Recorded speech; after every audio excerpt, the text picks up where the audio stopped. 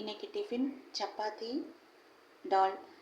பருப்பு வந்து பாசிப்பருப்பு நல்லா அலம்பி தேவையான அளவு பாசிப்பருப்பு எடுத்துட்டு அதுக்கு தேவையான அளவு தண்ணி விட்டு அது நல்லா வெந்துட்டுருக்கு. மஞ்சப்பொடி, பெருங்காயம், ஒரு பச்சை மிளகாய் கீரி போட்டிருக்கேன்.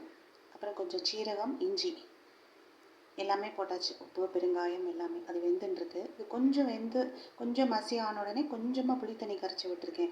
தக்காளி இருந்தால் தக்காளி சேர்த்துக்கலாம், வெங்காயம் சேர்த்துக்கலாம். எங்கிட்ட தக்காளி வெங்காயம் இல்லை, அதனால நான் கொஞ்சம் புளி தண்ணி கரைச்சி விட்டுருக்கேன்.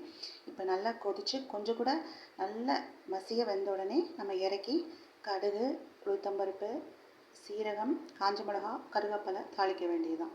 இந்த பக்கம் சப்பாத்திக்கு மாவு ரெடியாக இருக்குது. நான் முடிச்சுட்டு உங்களுக்கு காமிக்கிறேன். தேங்க்யூ. என்னோடய சேனலை சப்ஸ்கிரைப் பண்ணிக்கோங்க. தேங்க்யூ.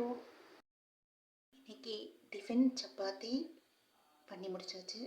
தால் ரெடி ஆகிடுது.